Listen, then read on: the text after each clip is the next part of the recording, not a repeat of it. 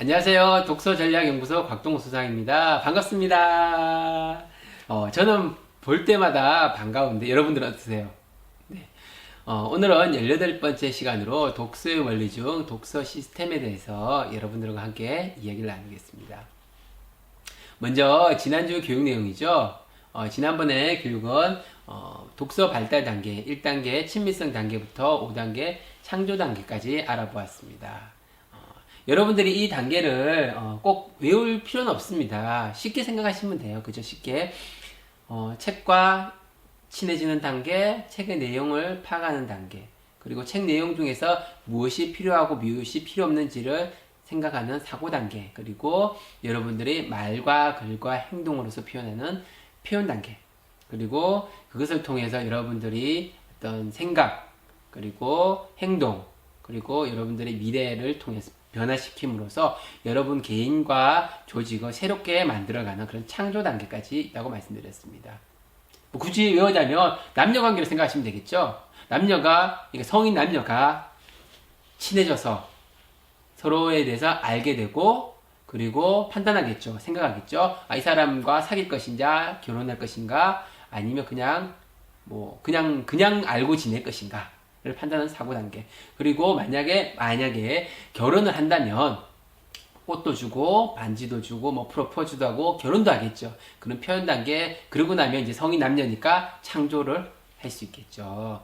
예, 그런 부분으로 생각하신다면 이걸 그렇게 굳이 외우지 않으셔도 아마 머리에 이렇게 생각을 해보시면 금방 기억하실 수 있을 겁니다. 여러분들이 이걸 기억하고 계시면은 나 또는 여러분들이 자녀들이 독서하는 단계에 따라 어떻게 발달하는지, 그리고 그 단계별로 필요한 것이 무엇인지를 판단할 수 있는 계기가 되실 거예요. 또한 옆에 있는 수준에 서 있듯이 간단한 수준 체크를 통해 가지고 자신의 수준이 어디에 있는지, 그리고 앞으로 어떻게 더 발전시켜야 되는지도 확인할 수 있는 계기가 되실 겁니다. 잘 활용하셔가지고 여러분들 모두 책과 친해지고 내용도 잘 파악하고 사고 단계, 표현 단계를 통해서 모두 창조적인 인재로 성장했으면 좋겠습니다. 자, 오늘 여러분들과 함께 나눌 얘기는 독서의 원리 두 번째 이야기인 독서 시스템입니다. 독서 시스템은 제가 첫 책인 그 독서혁명 책에서도 이야기를 했지만, 여기서는 조금 더 탄탄한 독서력에서는 독서 시스템을 어떻게 하면 더 적용을 잘 할 수 있는지, 그리고 그 적용해서 만들 수 있는 변화들에 대해 가지고 조금 더 세부적으로 이야기를 다루었습니다. 우선 이 이야기를 하기 전에 여러분들한테 여쭤봐야 되겠죠. 독서의 목적이 무엇입니까? 여러분들이 생각하는 독서의 목적. 아마 비전 관리에서 제가 이 독서의 목적이 필요하다고 말씀드렸기 때문에 지금쯤은 아마 나름의 목적을 가지고 있지 않을까라는 생각을 합니다. 재미, 즐거움, 지식, 등등등등. 그죠? 우리가 가장 쉽게 만날 수 있는 것은 감정의 변화죠. 재미, 즐거움, 행복, 카타르시스, 등등등등. 그죠? 이게 이제 어떻게 보면은, 어린 아이들과 많은 사람들이 목적을 하는 독서의 목적이 되겠죠. 그 다음 많이 나오는 게 뭐냐면, 지식을 쌓기 위해서, 지혜를 쌓기 위해서, 내 미래를 위해서, 이런 개인적 변화, 개인의 변화. 그리고 마지막으로 사회적 변화죠. 사회의 변화. 이런 사회 변화는 처음부터 사회 변화를 목적하신 분들은 잘 없어요. 그냥 자신이 가진 문제 또는 자신이 만들어낸 어떤 결과물이 자신의 어떤 개인의 변화가 조금 더 확장되면서 다른 사람들과의 어떤 공감을 통해서 사회적 변화로 성장하는 경우가 많죠. 그래서 트렌드를 이끌고 문화를 형성하고, 그리고 혁신과 비전을 만들어가는 경우가 종종은 아니지만 가끔 있습니다. 그죠? 하여튼 여러분들이 어떤 이유에서도 어떤 변화의 대상을 찾든지 결론은 뭐다? 독서의 목적은 바로 변화다. 공감하시나요? 네, 독서로서 변화를 만든 인물들이죠. 정약용 선생님은 처음부터 실학에 대해서 처음부터 자신이 공부를 해가지고 다 하신 게 아닙니다. 그 계기가 있었어요. 그게 바로 이익의 성호사설이죠. 바로 실학을 시작하게 된 계기가 되는 어떤 그런 책입니다. 그리고 사회계약론의 루소는 볼테르의 저서를 통해 가지고 삶의 목적을 발견하게 되죠. 저는 개인적으로 루소를 참 좋아합니다. 왜? 통상 좋은 집에서 좋은 교육을 받으면서 탁월한 머리를 이용해서 결과를 창출하시는 분들은 사실은 뭐 그 정도 조건이니까 그렇게 할 수 있겠지라는 생각하는데, 이 루소는 가난한 집에서 부모님도 뭐 잘 이렇게 어릴 때 뭐 다 도망가고 뭐 이렇게 하셔가지고 없는 상태에서 정말 석공, 집사, 뭐 음악 선생님 뭐 등등등등 20대까지 정말 온 그런 어떤 체계적인 교육을 받지도 못하면서 여러 가지 직업을 전전합니다. 그러다 20살이 되어서 이렇게 살아서 될까? 뭔가 더 나은 삶을 살기 위해서 노력해야 되지 않을까? 이런 여러 가지 고민에 빠집니다. 그때 볼테르의 저서를 통해 가지고 삶은 이렇게 살아야 되겠구나 라는 것을 깨닫고 수많은 인문 고전을 읽으면서 자신의 어떤 지식 체계를 정립하고 새로운 그런 어떤 자기 자신만의 이야기를 이끌어내죠. 그 대표적인 게 바로 사회계약론입니다. 이 사회계약론은 나중에 프랑스 혁명을 이끄는 중요한 어떤 도화선이 되는 책이죠. 링컨은 성경을 통해서 기초학습과 그리고 신념을 강화하는 계기가 됐습니다. 뭐 아시다시피 링컨도 굉장히 가난했죠. 성경 읽고 그걸 목탄을 이용해가지고 벽에도 쓰고 막 그 바닥에도 쓰면서 그렇게 기초학습을 공부했습니다. 링컨을 보면서 느끼는 거, 많은 사람들은 좋은 집, 탁월한 머리 그런 부분이 성공의 요소라고 이야기하는데 사실은 그렇게 가진 사람이 많나요? 대부분이 그냥 평범하신 분들이잖아요. 그죠? 적당한 머리, 그냥 먹고 살 정도, 남들이 받는 그 정도의 어떤 교육을 받으면서 살아갑니다. 그러면서 우리는 그 가슴 속엔 그런 게 있죠. 뭔가 탁월해지고 싶고, 더 나아지고 싶은 욕망, 그리고 내가 가진 역량을 통해 가지고 사회에 조금 더 공익적인 일을 하고 싶은 역량이 있습니다. 그런데도 매번 현실과 타협하면서 어쩔 수 없이 그냥 살아가고 있죠. 그런데 이런 분들을 보면은 다들 사실은 평범합니다. 뭐 토마스 에디슨의 오프라 프리도 그래요. 뭐 탁월한 집에서, 좋은 집에서 탁월한 어떤 자신의 능력을 가지고 있었다? 그렇진 않죠. 그래서 이런 분들이 참 존경스럽죠. 토마스 에디슨이 가진 것은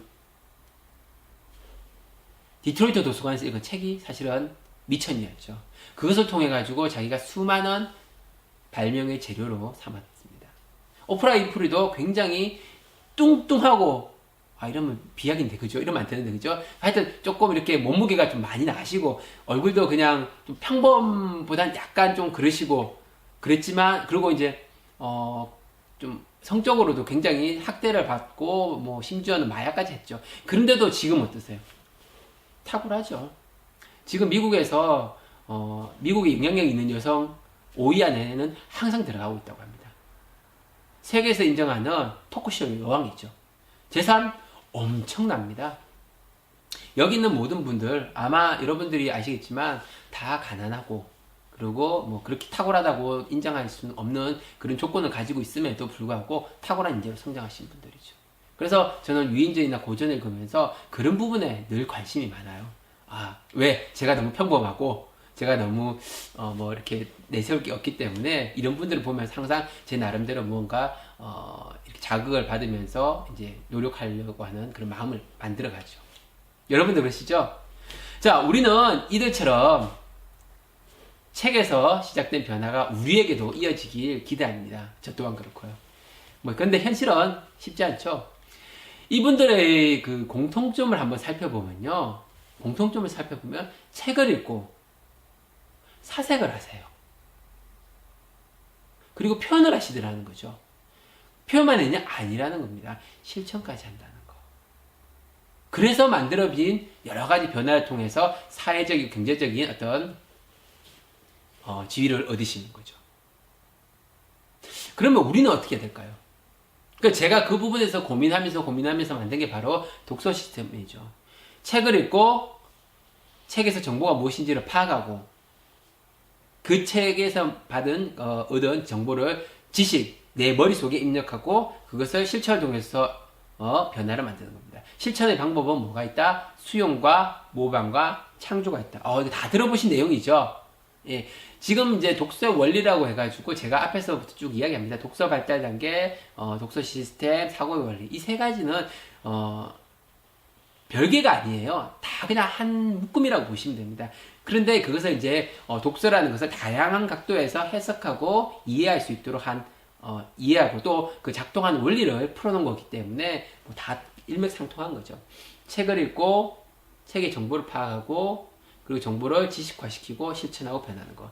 이 도표는, 이 독서 시스템은 어떻게 활용할 수 있느냐. 여러분들이 책을 읽는데 원하는 변화를 만들지 못하고 있다. 그렇다면 이 표를 통해서 그 이유를 찾을 수 있겠죠.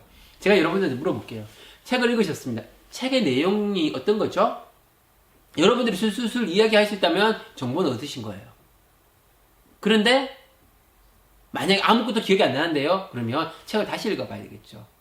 책에서 얻은 재료가 정확히 하지만 그걸 할 수 있으니까. 자, 책에서 있는 내용을 파악은 하셨어. 그러면 이제는 책에 있는 정보를 지식화 시키셨습니까? 무슨 말이냐. 책을 읽고 나서 금방 내용은 이야기할 수 있습니다. 근데 그게 이제 하루가 지나면 거의 50% 정도가 날아가 버리죠. 그것 중에서 내가 필요한 거, 내가 사용할 것을 지식화 시키기 위해서 이제 추출하는 작업을 해야 된다는 거죠. 예를 들어 아주 책을 읽으셨어요. 탄탄한 독서력은 책을 읽고 나서 예를 들어 10개 정보를 찾았다. 그러면 이 중에서 여러분들이 가져가실 거는 10개 다 가져가시긴 쉽지 않잖아요. 그죠? 지식화 시키는 것을 한 2개, 3개 정도, 아니면 최소 1개 정도는 지식화 시키는 거죠. 물론 여러분들이 탁월하셔가지고 10개를 한꺼번에 다 지식화 시킬 수 있다면 최고겠죠. 근데 통상 그렇게 하기는 쉽지 않습니다. 그래서 그 중에서 필요한 것을 지식화 시키시는 거. 그 다음 뭐 해야 되죠? 그게 끝인가요? 그러면 머릿속에 아는 건 많은데 실천하지 않는 그런 사람이죠. 예, 책상 물림 받게 되지 않습니다. 머리에 있는 지식을 활용을 해서 실천되겠죠. 수용하고 모방하고 창조하고. 그래서 그렇게 했을 때 여러분들은 원하는 감정의 변화, 개인의 변화, 사회의 변화까지 만들어갈 수 있습니다. 자, 이 표 어떻게 이용하시는지 아시겠죠? 그래서 여러분들이 독서를 통해서 변화를 만드는 과정에 무엇이 부족한지, 무엇을 안 했는지를 한번 판단할 수 있는 계기가 됐으면 좋겠습니다. 자, 오늘의 핵심입니다. 오늘의 핵심은 아까 말씀드렸다시피 독서 시스템이죠. 책을 읽고 책에서 정보를 찾고 필요한 것을 지식화시키고 실천하면서 변화를 만든다. 예. 자, 오늘 조금 길게 했는데 모두들 고생하셨고요. 다음 시간에는 독서의 원리, 독서 시스템에서 독서 시스템의 적용이라는 부분으로 조금 더 구체적으로 알아보겠습니다. 모두들 고생하셨습니다. 감사합니다.